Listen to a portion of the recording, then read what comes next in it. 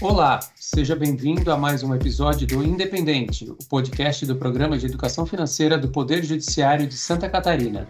Eu sou o Marcelo Dias e hoje estou aqui recebendo os nossos colegas do programa, Leandro Galon, Rafael Jaques e Ruiz Dael, e voltaremos a falar sobre um assunto bastante importante para quem está começando a investir e para quem quer se proteger de imprevistos, que é a nossa reserva de emergência. Leandro, diga para nós, fale um pouco mais, vamos revisitar esse conceito que a gente já abordou em algumas dicas e até em um podcast lá no início do Independente, vamos revisitar esse conceito de reserva de emergência. O que é a reserva? A reserva de emergência é o local destinado a fazer frente aos imprevistos, né? Se tem uma espécie de destinação que todo investidor precisa ter, todo poupador precisa ter, é a reserva de emergência. Trata-se da fatia do nosso patrimônio que é destinada a, como o próprio nome está dizendo, a fazer frente às emergências, visto que algumas podem ser altamente impactantes, como, por exemplo, um desemprego, uma perda de uma função ou de um cargo, uma necessidade de um tratamento médico, uma cirurgia emergencial, uma viagem em caráter emergencial. Então, todos esses imprevistos, esses fatos que podem surgir na vida de qualquer pessoa, a boa finança, a boa organização sugere que seja retirada essa fatia da nossa reserva de emergência. E onde a gente deve guardar esse dinheiro? Ruiz Dael, quais as características que um investimento destinado à reserva de emergência deve ter? Esse investimento deve ser pesquisado e sempre buscado alguma aplicação que você consiga resgatar em D mais zero, nós dissemos.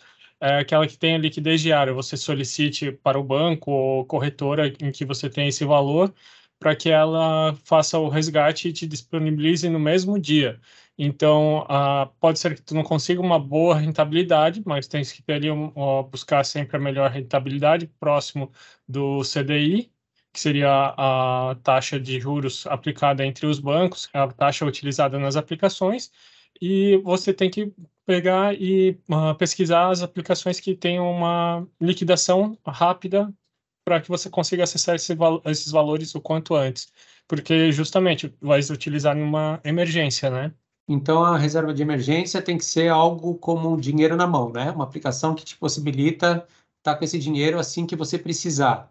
Acredito que temos algumas opções com esse perfil, né? Com liquidez, que é o que o Ruiz Dael acabou de explicar, dinheiro na mão, né?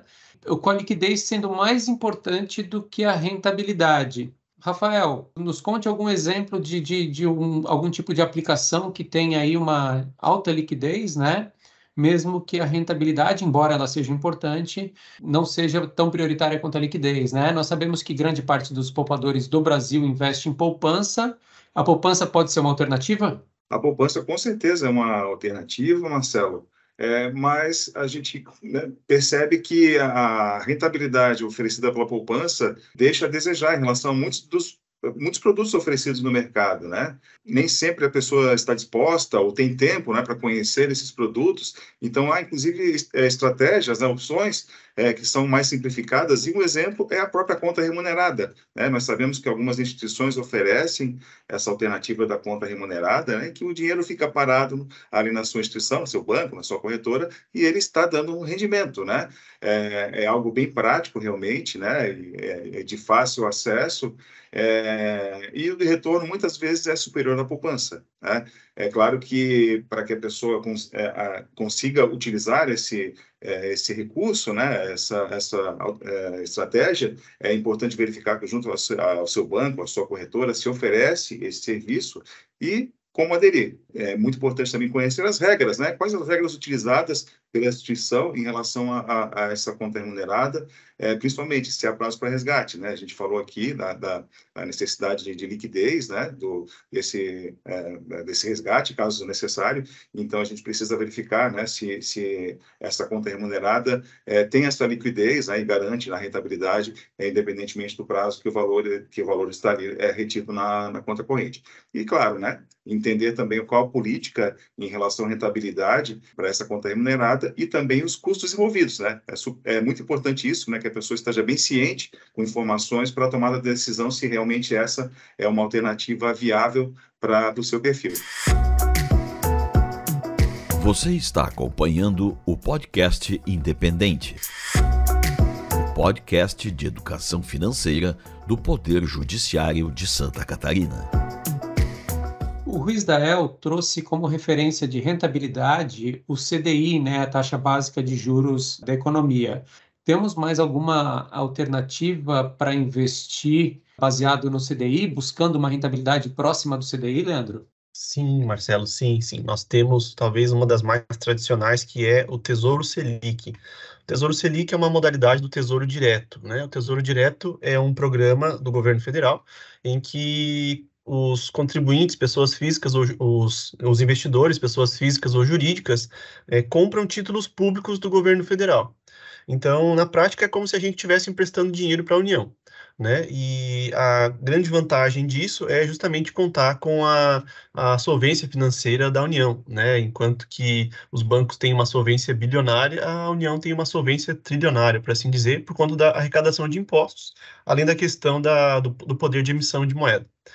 É importante dizer, então, Marcelo, que o poupador, no caso, né, o nosso colega investidor, ele vai acessar a sua plataforma de investimentos de um banco ou de uma corretora, vai lá na parte de renda fixa e vai na parte de tesouro direto.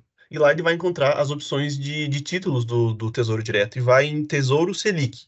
Essa é a opção mais indicada para reserva de emergência. E vai ter uma rentabilidade equivalente a Selic, que é equivalente a 100% CDI. É a taxa básica da economia.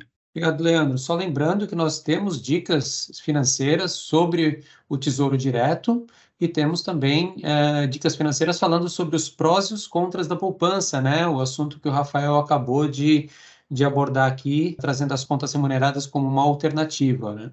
Ruiz-Dael, mais alguma sugestão para investimento com liquidez da nossa reserva de emergência? Sim, tem outra opção também muito oferecida pelos bancos, que são os CDBs. Muita gente pode não se familiarizar muito com essas letras, mas é uma das aplicações mais comuns oferecidas pelo gerente.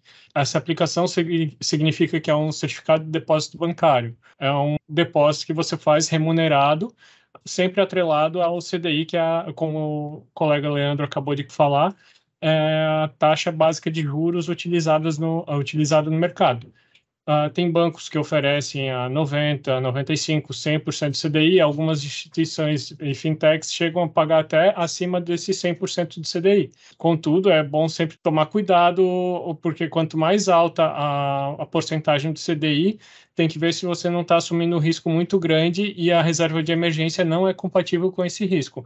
É sempre bom ponderar ali até onde vale a pena esse risco, retorno que vai ter, mas é um CDB que te paga em torno de 100% de CDI, já é um bom CDB para você investir a sua reserva de emergência. Além disso, Marcelo, acrescentando, né, o CDB, é importante que a pessoa conheça também o CDB em relação à própria liquidez, porque alguns têm liquidez diária, mas outros têm um prazo, né? A pessoa tem que deixar o valor investido durante um prazo, né? E caso isso ocorra, talvez entre em conflito com a proposta da reserva de emergência. Então, é importante estar atento a isso, a liquidez diária desse CDB.